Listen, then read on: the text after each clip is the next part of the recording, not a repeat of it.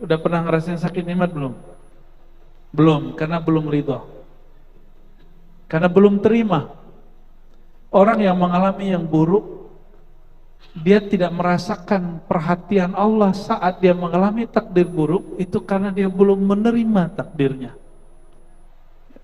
Ya, karena kita berburuk sangka kepada Allah, Allah pun tambah jahat. Bukan jahat sebenarnya, yang jahat itu pikiran kita. Ana inda dhanni abdi. Karena engkau berpikir jahat kepada Allah, apapun yang terjadi padamu, engkau merasa Allah itu jahat. Jadi tiap hari kita mikir, Sallallahu ala Muhammad Sallallahu alaihi wasallam. Saya mau tanya, kalau kita sakit, itu takdir baik atau buruk? Baik atau buruk? Beneran nih baik. Karena udah ngaji di Sunda Kelapa nih bilang baik. Coba kalau kita sakit rasanya enak apa enggak enak? Itu maksud saya. Enggak enak loh? Enggak enak. Berarti takdirnya enggak enak. Itu disebut murrun. Takdir yang enggak enak. Kalau enggak ntar dikasih sakit terus loh. Oke? Sakit yang enggak enak itu,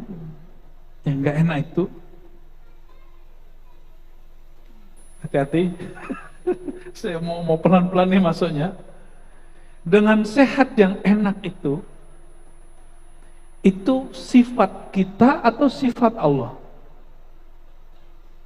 Tabiat kita sehat sakit itu atau Allah yang sehat sakit? Tabiat kita. Jadi yang sakit itu, yang merasa sakit itu kita, yang merasa sehat itu kita. Orang yang bekerja di dunia kedokteran, nah nanya nih Pak Dokter nih, kalau gak ada orang di rumah sakit, gak ada orang yang datang ke rumah sakit, gimana Pak Dokter? Gimana nasib para dokter? Gimana nasib orang-orang yang bekerja di dunia kedokteran, di dunia farmasi? Jadi sakit itu mungkin gak enak bagi yang sakit, tapi itu baik bagi orang yang bekerja untuk yang takdir hidup dia memang di situ. Ya, mulai connect. Berarti baik dan buruk itu relatif di sini, sedangkan kadar itu objektif dari Allah Subhanahu wa Ta'ala. Gajinya sama, rasa syukurnya beda nggak? Ya, karyawan UMR atau lebih, tapi cara dia menerima itu beda. Kenapa beda? Tergantung dia kenal Allahnya beda. Maka Sayyidina Musa bertanya kepada Allah, ya Rabb, syakaraka Adam, wa ma syukruhu, wa kaifa syukruhu. Ya Allah, Sayyidina Adam, kakek kami mensyukuri engkau. Engkau sebut ia hamba yang bersyukur. Bagaimana cara ia mensyukuri engkau? Apa jawaban Allah Ta'ala? Nabi Adam kan tiktokan sama Allah, dan Nabi Musa juga tiktokan sama Allah. Jadi bagi-bagi cerita. Apa kata Allah? Ya Musa, Adam itu kalau mendapat apapun, mengalami apapun, dia menganggap itu dari Allah. Dia menganggap itu dari Allah. Orang sakit, orang sakit, dia bentar-bentar nyebut nama Allah, ya Allah gitu. Ya Allah, ya Allah, itu bagus atau baik? Bagus atau baik? Bagus. Betul nggak? Orang yang gagal selama ini dia terus sukses, terus tiba-tiba dijatuh sesaat, dan itu runtuhnya luar biasa. Akhirnya dia sering datang ke sholat ke masjid, dia sering tahajud, dia sering muhasabah diri. Itu bagus atau tidak? Ya, maka Ibnu Athaillah radhiyallahu ta'ala anhu mengatakan apa? Jika engkau tidak mengenal kebaikannya saat nikmat itu ada, dia akan menegurmu dengan ketiadaan nikmat. Pilih mana? Pilih mana, ayo. Ya. Nggak bisa milih kita. Kita hanya bisa usaha, tapi Allah yang memilihkan untuk kita. Maka bab takdir ini ada kaitannya dengan rohani, yaitu satu bab, dua bab, yaitu syukur, sabar, bahkan ada tambahan ketiga, ridho. Ridho itu gabungan dari syukur dan sabar. Ridho itu rela. Orang yang sakit, lalu dia menerima sakitnya, dia akan merasakan sakit itu nikmat. Udah pernah ngerasain sakit nikmat belum? Belum, karena belum ridho. Karena belum terima. Orang yang mengalami yang buruk, dia tidak merasakan perhatian Allah saat dia mengalami takdir buruk, itu karena dia belum menerima takdirnya. Teori doang, ya saya akan ngalamin. Ya, takdir apa yang terburuk yang antum alami, mungkin saya lebih dari itu. Ya. Oleh karena itu, Al-Imam Al-Qushairi ditanya mengenai ridho. Kalau syukur, kita pada senang dikasih nikmat syukur. Sabar, mungkin sabar dikasih musibah. Tapi siapa yang mendapatkan kalam ini? Kata Imam Qushairi, para imam terdahulu ulama salafus saleh sepakat mengatakan bahwa ridha itu istiwa'ul murri wal hulwi. Ketika takdir pahit, manis, baik, buruk, sehat, sakit, gagal, sukses tidak merubah rasa bertuhanmu kepada Allah, itu baru disebut ridha. Gimana? Maka tips orang sehat dari sakitnya sakit. Nah, apa itu? Ternyata sakit itu beda dengan rasa sakit. Paham? Sakit itu beda dengan rasa sakit. Gagal itu dengan rasa gagal beda. Orang gagal banyak, tapi dia tidak merasa gagal. Oke? Orang sakit banyak, tapi dia tidak merasa sakit.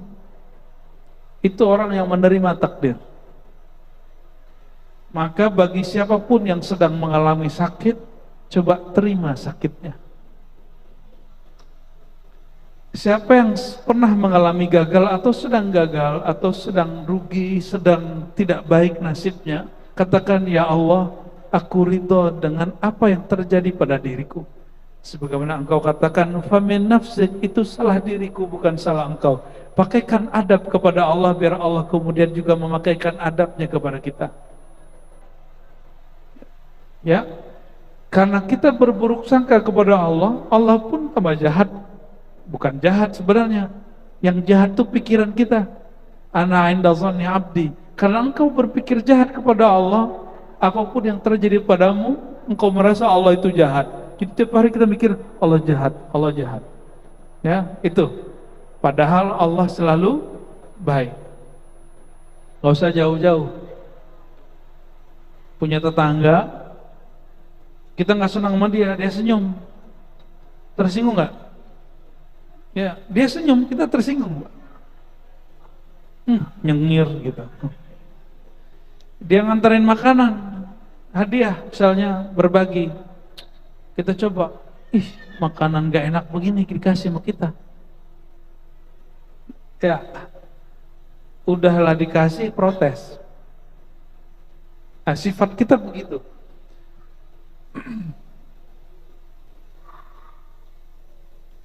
Takdir itu pemberian anugerah dari Allah. Anugerah dari Allah. Namun kita menerimanya, ada yang indah, ada yang ridho, ada yang tidak ridho. Maka yang disebut takdir baik, orang yang menerimanya dengan ridho.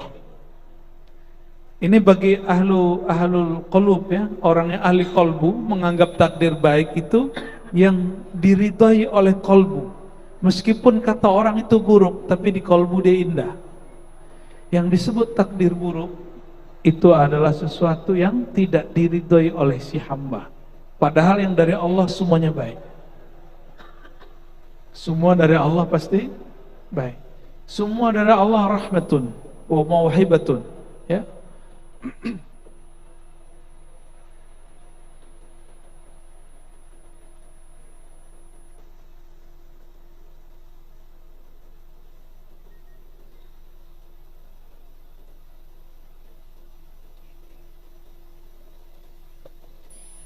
Satu kali Ibnu Ad-Dailami mendatangi sahabat Nabi Ubay bin Ka'ab. Apa kata dia? Waqa'a fi nafsi syai'un. Wahai Ubay, saya gelisah mengenai takdir. Apa yang dia pikirkan? Allah kok begini ya, gitu. Allah kenapa menakdirkan aku begini? Kalau orang-orang berbicara tentang Islam dalam kacamata global, jika cara bacanya tidak punya ilmu, maka teman-teman ini akan selalu ngomong ini, Islam lagi mundur, Islam selalu dizolimi, gitu ya. Itu antum kena tuh, udah kena tuh otaknya. Ya, saya termasuk orang yang tidak suka dengan cara pandang begitu. Islam sedang zolimi. Nggak ada. Al-Islam ya'lu wa la yu'la alaih. Islam itu selalu tinggi dan selalu tinggi dan gak pernah di bawah. Islam tidak pernah dizolimi karena Islam itu suci, Islam itu qadim, Islam itu di sisi Allah. Mana ada yang qadim dizolimi oleh yang hadis yang baru dicipta. Oke? Islam tidak pernah dizolimi. Hanya orang yang mengaku Islam, dia merasa dizolimi. Paham? Oke, sudah nyambung? Islam tidak pernah dizolimi. Kalau ada orang bakar mushaf Quran, dia tidak sedang bakar Quran, karena ini kumpulan lembaran-lembaran. Dia hanya membakar huruf-huruf yang ditulis di dalam lembaran ini. Sedangkan Quran kalam Allah qadim, yang ada pada zat Allah, mustahil disentuh, mustahil dibakar, mustahil dihina. Yang dihina cuma mushaf. Quran tidak akan pernah bisa dihina. Maka saya ngajar orientalism, kritik kita terhadap orientalisme yang bahas Quran, kita memberikan pencerahan kepada mahasiswa begitu. Ya nggak usah khawatir, nggak usah merasa Islam itu dihina, Quran dihina, biasa aja. Yang dihina itu orang yang merasa Islam. Oke? Karena innad-din, sesungguhnya din di sisi Allah, indallahil Islam. Kalau di sisi Allah pasti mulia. Nah, jadi tolong diubah konsepnya. Islam tidak pernah hina, tidak pernah kalah, tidak pernah mundur. Islam tetap tinggi. Orang Islamnya yang mundur, orang yang merasa berislam tapi dia tidak serius berislamnya, itu yang mundur, itu yang gagal, itu yang tidak maju. Di masa Rasulullah SAW menyebar Islam di Mekah, di Madinah, kita di Indonesia belum ada, di negeri Indonesia belum ada Muslim Indonesia. Ya, jangan merasa memiliki Islam. Islam itu memiliki Allah. Ya, kita ini hanya sedang memantaskan diri untuk Islam. Dan semoga Allah memandang kita pantas untuk Islam. Amin rabbal. Itu yang disebut wala tamutunna illa wa antum muslimun. Jangan kamu mati kecuali engkau memantaskan dirimu dengan al-Islam. Apa makna al-Islam? Berserah diri, total menyerahkan diri, menerima diri di hadapan Allah Subhanahu wa taala. Orang ini bertanya, Ibn Dailami, wahai Ubay, aku galau masalah takdir. Apa jawaban Ubay?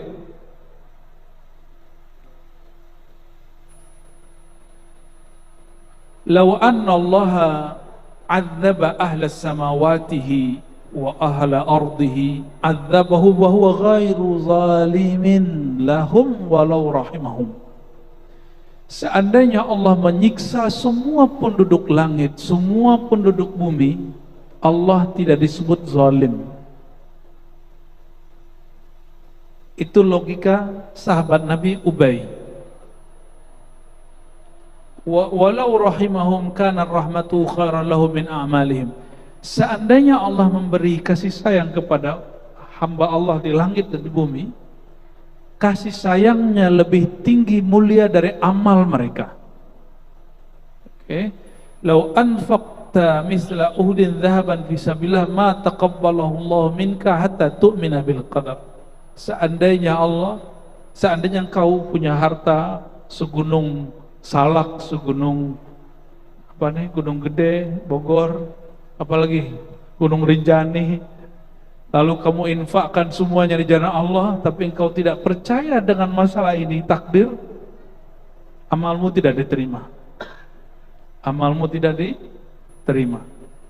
Maka saya khawatir kepada orang yang berjuang dalam pergerakan Islam, lalu mengatakan, jika kita sudah tidak sanggup berusaha, itu baru takdir. Saya khawatir orang ini gak diterima perjuangannya di sisi Allah Subhanahu wa ta'ala, tidak diterima amalnya di sisi Allah. Kita karena sayang kita sampaikan ini, tapi dia salah paham sama kita ya. Ternyata masih ada kelompok Qadariyah sampai hari ini di Indonesia, dan ormasnya sudah dibubarkan. Summa laqitu, apa kata beliau, wa ta'lam anna ma asabaka lam yakun liyukhti'ak wa ma akhta lam yakun liyusibak lahu muta'ala ghairi dzalik la dakhaltan nar. Orang yang mati dalam keadaan tidak percaya takdir, dia akan mati disiksa dalam neraka. Bahkan sebelum dia masuk neraka dia sudah disiksa. Apa siksaannya? Orang yang tidak terima takdirnya, dia tersiksa. Betul nggak? Coba tadi sakit dengan rasa sakit, yang tidak terima sakit, maka dia merasa sakit sekali.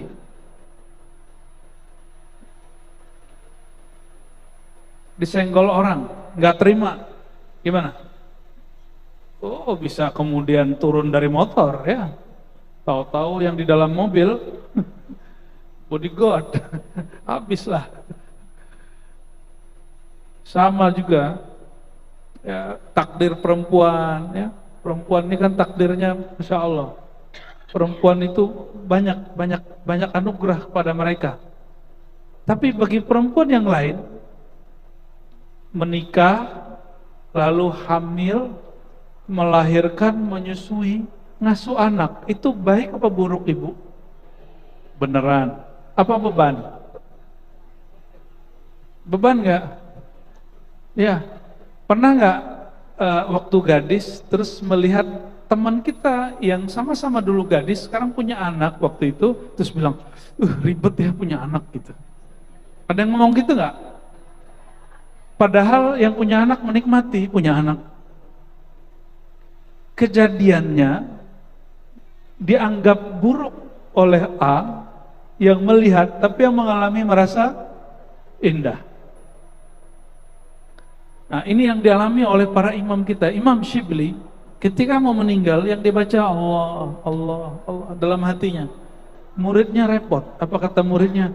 Wahai Tuan Syibli, bacalah la ilaha illallah, karena siapa yang akhir kalamnya la ilaha illallah pasti masuk surga. Kata dia, saya sudah bersama yang punya nama itu, ente nggak usah ganggu.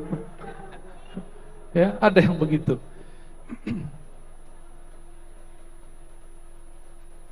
Lalu sahabat orang ini Ibn Dailami nggak puas ke Ubay, dia datang ke Ibnu Mas'ud. Ibnu Mas'ud ngomong yang sama. Datang kepada Zaid bin Sabit yang lebih muda, Zaid bicara yang sama.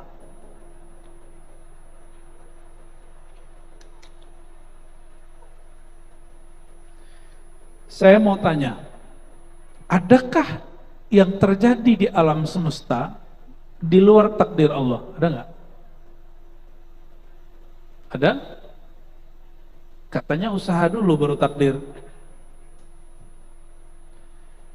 Adakah satu jengkal di muka bumi terjadi tanpa takdir Allah? Ada nggak? Jika ada orang mengatakan ada, maka dia musyrik.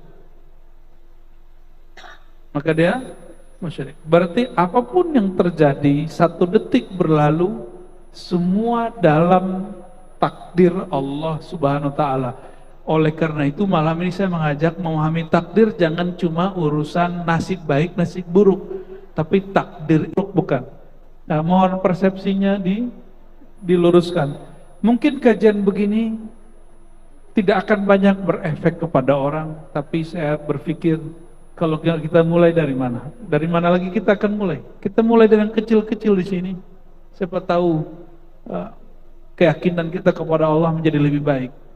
Karena ini mengamalkan hadis. Mau husnul khotimah? Husnul khotimah itu nggak usah banyak wirid. Serius, nggak usah banyak thariqat. Wirid paling berat itu adalah wirid rohani. Apa wirid rohani? Berbaik sangka kepada kehendak Allah Subhanahu wa taala. Maka dalam hadis yang sahih Imam Muslim dikatakan, janganlah kamu mati, la yamutanna ahadukum illa wa huwa yuhsinu dhanna billah.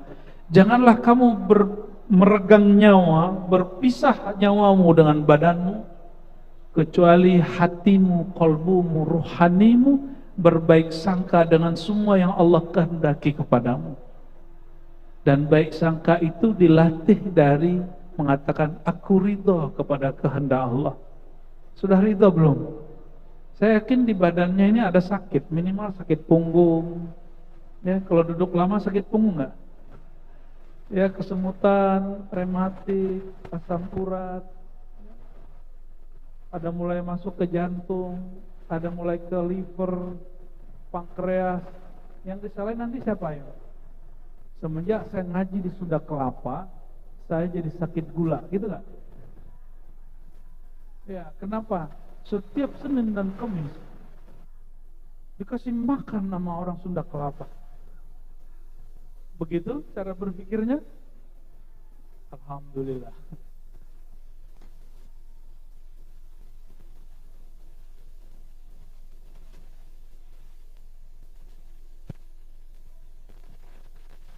Banyak orang berpikir takdir itu cuma 4.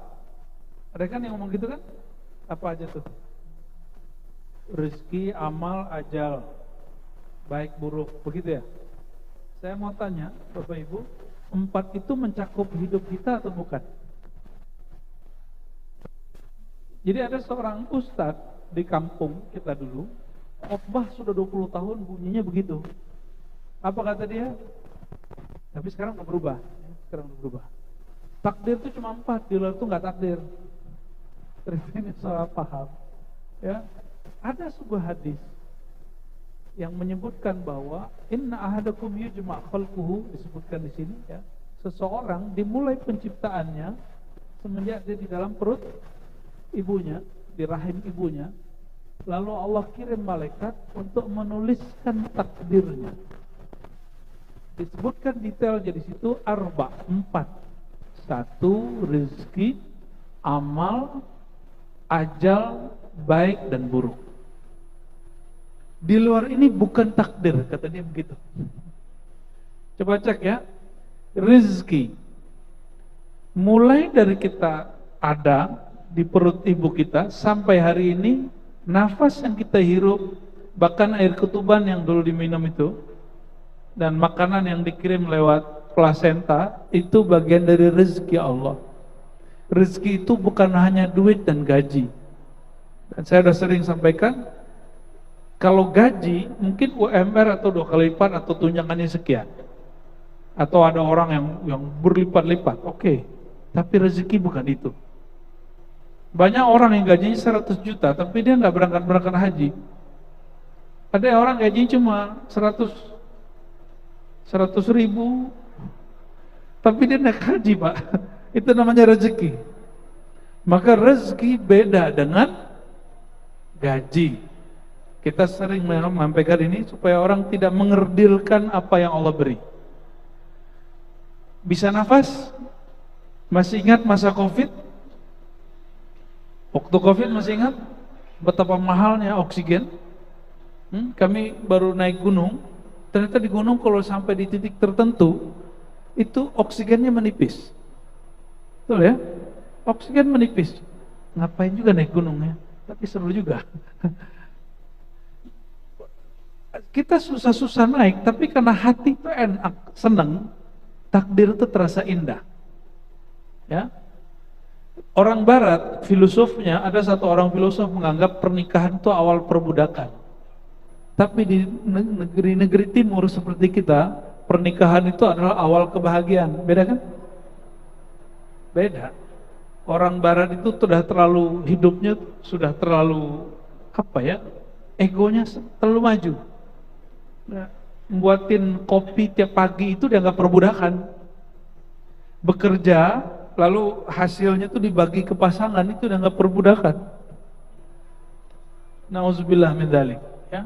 Tapi jadi filsafat loh itu. Ternyata nggak semua filsafat juga baik.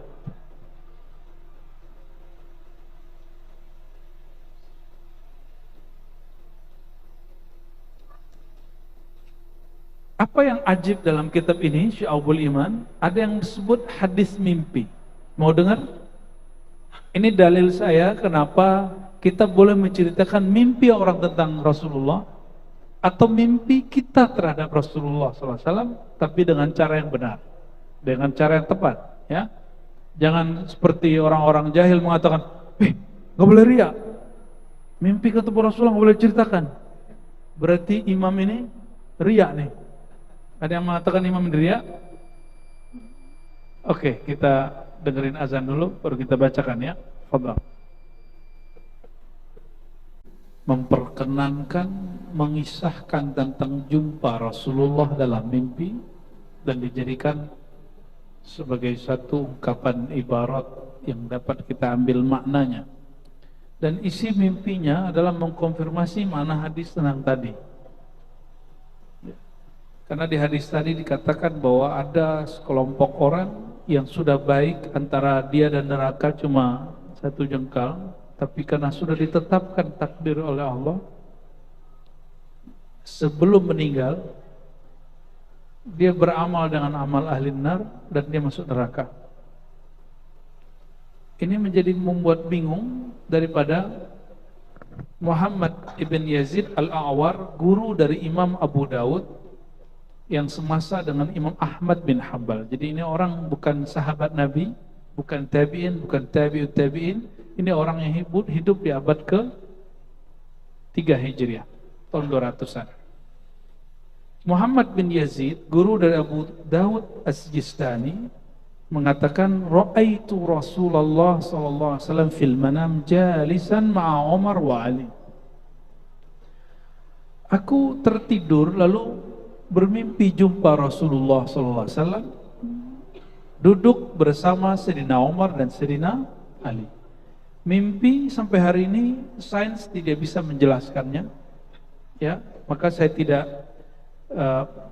menganggap semua teori tentang mimpi dari sains itu dapat diterima, karena mimpi yang dimaksud baginda Rasulullah SAW bukan itu. Mereka menyebut mimpi itu gerak mata yang cepat saat tidur, apa bahasa Inggris itu, rapid movement gitu ya. Itu benar ya, REM. Oke. Itu usaha mereka karena saintis itu melihat secara empiris. Sedangkan mimpi bukan wilayah empirik. Empiris artinya apa? Panca indera, sesuatu yang bisa diraba, yang bisa dipandang secara mata. Saya pernah ngasih pertanyaan, ya. Coba lihat buku ini, kelihatan? Oke. Coba lihat rasa senang di hati, bisa lihat? Gak bisa? Kenapa? Karena rasa senang bukan wilayah empirik. Jadi jangankan mimpi, rasa senang pun itu tidak dapat disaintiskan sampai hari ini. Maka orang cuma kemudian mengatakan, kan sekarang ada cara ngecek orang bohong, ya. Nah, nanti dilihat pupilnya membesarkah atau gimana kah, ya. Itu ada kelemahannya. Selalu ada celahnya di situ. Karena orang-orang psikopat bisa melakukan pribadi ganda dan dia nggak ketahuan apa-apa. Jadi masih bisa dimanipulasi. Maka mimpi ketemu Rasulullah SAW, kita ikuti apa yang dikatakan oleh Nabi SAW. Ar-ru'ya ya, as-salihah, mimpi itu bagian dari mubasyarat, kabar gembira dari Allah. Kenapa ru'yal anbiya wahyun? Pada nabi mimpi itu wahyu, pada wali mimpi itu ilham. Oke? Pada nabi mimpi itu wahyu, pada ulama wali Allah mimpi itu ilham. Ya, berarti mimpi itu penting. Kalau bagi seorang guru mursyid, mimpi itu adalah cara membaca indikator kolbu murid.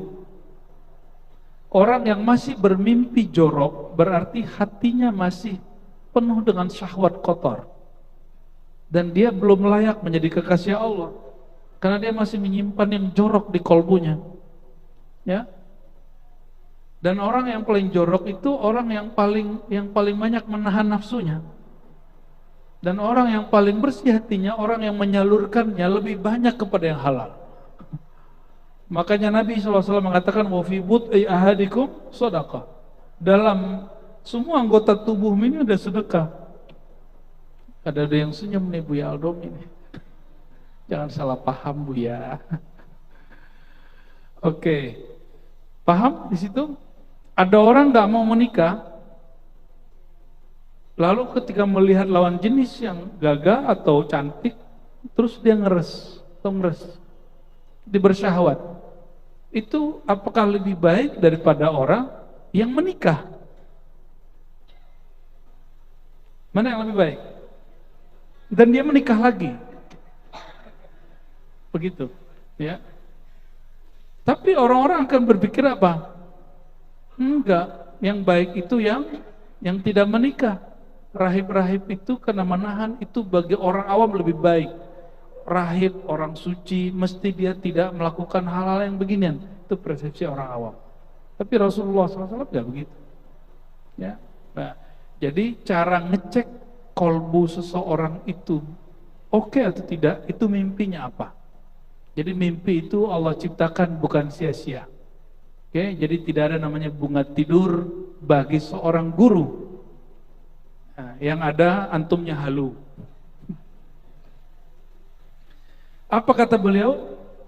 Aku bermimpi ketemu Nabi SAW, Sayyidina Umar, Sayyidina Ali, dan bertanya tentang hadis Abdullah bin Mas'ud. Jadi bisa konfirmasi ilmu dalam. Jadi dia dalam mimpi aja nanya ke Rasulullah, apalagi kalau lagi jaga. Antum kira-kira kalau mimpi ketemu Nabi ngapain? Belum tahu kan? Orang ini kalau ketemu Nabi dia bilang, saya kalau ketemu Rasulullah saya mau nanya hadis ini. Ini orang ini. Dan benar dia mimpi ketemu Rasulullah SAW dan menanyakan hadis itu. Lalu Nabi SAW menjawab bahwa ini adalah bab takdir. Ya. Fa'adaha thalasan ghafarallahu lil amas. Ya. Oke, saya nggak membahas tentang isinya, tapi hanya ingin menyampaikan bahwa bab hadis mimpi boleh dijadikan satu bahan kabar gembira di dalam kajian. Bahkan ditaruh di dalam kitab-kitab yang ilmiah. Ini kitab ini ilmiah bukan? Kitab ini ilmiah menurut ahli hadis karena dia menggunakan riwayat itu yang disebut ilmiah dalam tradisi ahli hadis. Bapak Ibu yang bukan Allah, mungkin bab takdir tidak bisa kita baca semua. Ya, kita skip dulu, bulan depan kalau umur panjang kita sambung. Namun yang dapat kita ambil dari teks sebelumnya adalah bahwa takdir itu melingkupi semua kejadian di alam semesta. Pintar-pintar cara menerimanya. Ya, terimalah dengan ridho. Ada pertanyaan kah? Silakan lihat. Ya.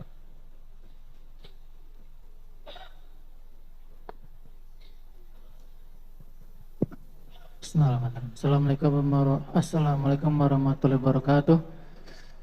Izin bertanya Ibu ya, ingin menegaskan kalimat Buya barusan yang mengatakan bahwa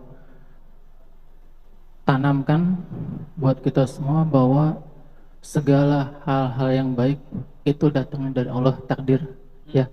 Kalau ada yang kurang baik, itu dari kita. Apakah itu mungkin karena kita kurang? Ya. Ya. Hmm.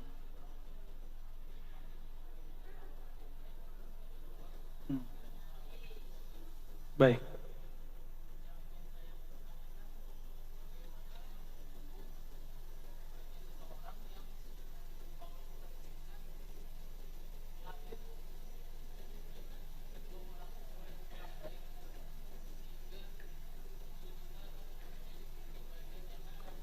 Oke. Baik, baik. Dia tidak baik. Hmm. Baik, baik. Ini pertanyaan bagus. Assalamualaikum warahmatullahi wabarakatuh. Bagaimana statusnya, bukan hukumnya ya? Orang yang punya orang tua tidak baik, terus dia lahir di lingkungan tidak baik dan menjadi orang tidak baik. Bapak Ibu, saudara-saudari yang berkah Allah, betul ada hadis kullu mauludin yuladu alal fitrah. Setiap yang terlahir lahir fitrah, orang tuanya yang akan membentuk dia, atau dalam bahasa psikologi, lingkungan dia yang akan membentuk dia. Betul. Tapi ada disebut dengan baik turunan, ada baik al-kasab, baik yang diperoleh. Ada Islam turunan, ada Islam yang dicari.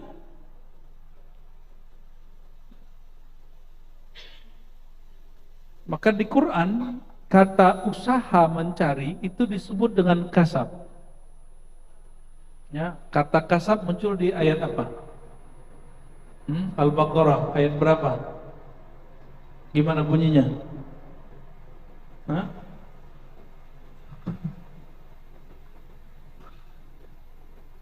Sebelum yang itu, tilka ummatun qad khalat laha ma kasabat, ya, wa 'alaiha maktasabat. Itu umat terdahulu, orang tua kita orang terdahulu. Laha ma kasabat. Yang mereka lakukan, mereka yang nanggung. Maka tidak ada namanya dosa warisan. Maka saya juga tidak menerima namanya Islam warisan. Tidak ada namanya agama warisan. Agama itu mesti kita yang mencari. Adapun kita terlahir, diazankan, itu anugerah dari Allah SWT, ya, anugerah dari Allah SWT. Tapi kita harus mengisi keislaman itu. Gimana kalau orang tua kita non muslim? Apakah itu takdir buruk? Enggak juga. Banyak kok yang terlahir muslim gak baik juga, korupsi juga. Betul gak? Banyak yang terlahir non muslim gak korupsi, ada juga. Berarti baik itu bukan masalah status agama dia, tapi apa yang dia cari dari kebaikan itu. Itu yang disebut laha makasabat wa 'alaiha maktasabat. Baginya pertanggungjawaban dari apa yang dia usahakan. Maka disebut perbuatan Allah itu disebut takdir, perbuatan manusia disebut kasab. Ini istilah Quran. Laha ma kasabat kasab. Bagi jiwa manusia pertanggungjawaban apa yang dia usahakan lakukan. Wa 'alaiha maktasabat. Maka laha baik, 'alaiha buruk. Kebanyakan ulama begitu, walaupun ditentang oleh imam yang lain. Tapi Imam Razi mengatakan benar, laha usaha yang buruk baik, 'alaiha usaha yang buruk. Oleh karenanya, ketika ada seseorang lahir di keluarga yang kurang baik, yang pertama saya mengatakan begini, kok tega ya anaknya bilang orang tuanya nggak baik? Ya, gimana? Sayyidina Musa lahir dari ibunya, tapi besarnya di mana? Lahir di mana? Istana. Dan ayah angkatnya siapa? Fir'aun, Tohut zaman itu. Apakah dia jadi jahat? Oleh karena itu Allah mengatakan, wahai Musa, izhaba, berangkatlah kepada Fir'aun, wa qulu lahu qawlan kalima, wa qula lahu qawlan layyina, katakanlah kepadanya kata-kata yang lembut. Sampai begitu. Salah satu kata yang lembut, jangan bilang orang tua kita jahat, jangan bilang orang tua kita tidak baik. Emang kita sudah baik, ya. Jadi salah satu adab anak adalah tidak menyebut orang tua dia jahat atau tidak baik, walaupun mereka emang jahat dan tidak baik. Oke? Nah, Sayyidina Musa dilarang mengatakan itu dan selalu diperintah oleh Allah, qaulan layyina, kata-kata yang lembut, kata-kata yang kamu mengalah. Oke? Itu bukan orang tua asli loh, itu cuma orang tua angkat. Orang yang merasa dia tandingan Allah Subhanahu wa taala, bahkan Allah pun mengatakan katakan yang baik kepadanya. Ya. Ini baru cuma beda yasinan maka yasinan, kita enggak yasinan, orang tua yasinan kita udah bentak-bentak. Ya, ada yang begitu kan hari ini? Ya, kalau Mas kayaknya enggak sih. Ya. Sudah banyak begitu hari ini. Orang tuanya dengerin musik. Saya itu maksudnya, ya. Itu kasetnya saya buang dulu itu. Ya, almarhum bapak saya itu paling paham. Tapi kayaknya doa beliau. Jadi selama lebih dari 3 tahun, setiap kali ada kaset dibeli bapak saya buang belakang. Belakang itu ada kali tua, kita buang. Sore saya buang, besok pagi beliau pungut. Pagi saya buang, sorenya beliau pungut. Dan nggak pernah marah. Saya dibiarin aja.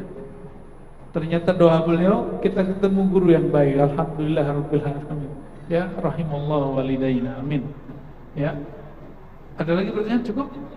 Satu pertanyaan dari TikTok Live Masjid Agung Sunda Kelapa dari saudara Fulan. Ya. Apa perbedaan zikir khafi, sir dan zikir zahir? Mana yang lebih baik? Innahu ya'lamus sirra wa akhfa. Dalam Al-Quran Allah mengetahui yang sir dan rahasia dan yang lebih rahasia lagi namanya akhfa. Ya, ada Qurannya, ada ayatnya. Ya. Juga ada ya'lamul jahra, Allah mengetahui yang jahar. Nah, zikir itu adalah proses mengingat Allah Subhanahu wa taala. Lidah itu tidak mengingat, dia cuma menyebut. Maka zikir lidah menyebut, zikir kolbu mengingat. Apa yang diingat bukan yang ada di kepala. Maka zikir akal, dia mengenang kebaikan-kebaikan Allah selama di bumi. Karena akal nggak bisa mikirin sebelum lahir.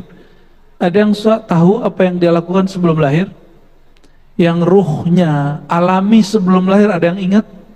Kita tidak ingat. Maka diutus para rasul, para wali Allah untuk mengingatkan kepada kita bahwa ruh kamu sebelum lahir di sini itu sudah jumpa dengan Allah SWT. Maka pada hakikatnya zikir itu adalah teringatnya ruh itu kepada yang meniupkannya. Itu dia, itu yang disebut zikir. Adapun zikir subhanallah, subhanallah, itu latihan zikir. Itu latihan zikir 100 kali, maka dia perlu angka. Kalau ruhani dia tidak perlu angka. Jadi kalau ada orang ngomong gini, ngapain zikir pakai angka? Dia berbicara tidak pada tempatnya. Karena Rasulullah SAW mengajarkan zikir latihan pakai angka 33, 25, 10, 100, 70. Jadi angka itu muncul dari hadiratin Nabi SAW. Angka itu latihan. Maka disebut di Quran, uzkurullah, wahai orang beriman, sebutlah Allah zikran katsira, dengan angka yang banyak. Itu latihan. Itu yang zikir jahar. Zikir jahar. Lalu dia ada zikir yang juga berangka tapi dia tidak jahar. Disebut zikir khafi. Zikir khafi. Zikir khafi, zikir yang tidak terdengar oleh telinga ini tapi terdengar oleh telinga batin. Dan dia masih ada angkanya. Makanya di dalam ilmu zikir ada menyebut nama Allah 1000, 7000, itu latihan. Dan itu bukan tujuan. Tapi dia masih disebut latihan, belum zikir yang sebenarnya.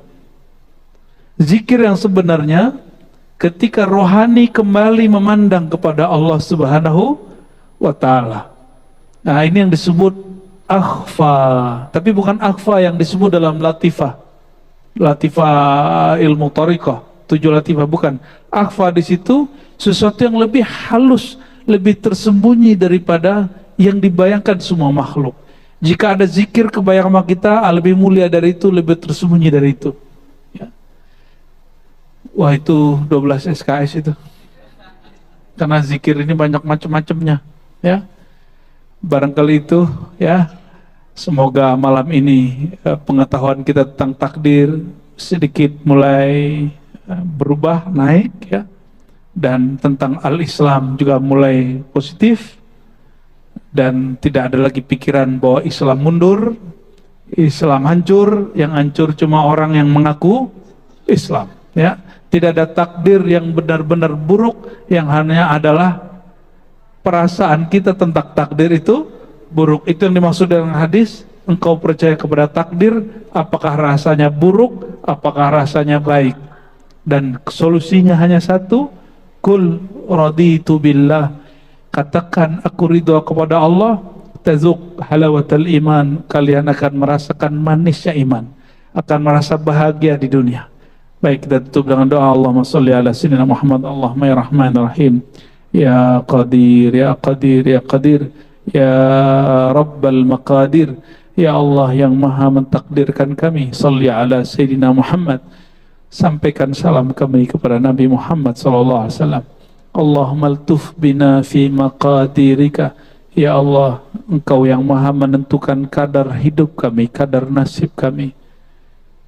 Lembutkanlah takdir engkau pada kami, ya Allah. Ya Allah, kami yakin semua yang engkau kehendaki itu baik, namun hati kami kadang yang tidak baik. Maka ya Rabb, aslih lana syu'unana, aslih lana qulubana, aslih lana asrarana, aslih lana arwahana. Maka mohon ya Allah, perbaiki jiwa kami, perbaiki batin kami, perbaiki kolbu kami, sehingga ketika engkau berkehendak apapun kami memandangnya itu suatu hikmah yang luar biasa, suatu ketentuan yang ada anugerah di dalamnya. Allahumma ya Allah, qina syarra ma qadait. Jika memang ada takdir yang buruk dalam persepsi kami, tolong menjaga kami dari semua takdir yang buruk. Jadikan takdir kami menjadi takdir yang baik. Wa sallallahu ala sayyidil wujud, sayyidil thaqalain, sayyidil qawnain, jaddil hasanain, wa ala alihi wa ashabihi ajma'in, walhamdulillahi rabbil alamin.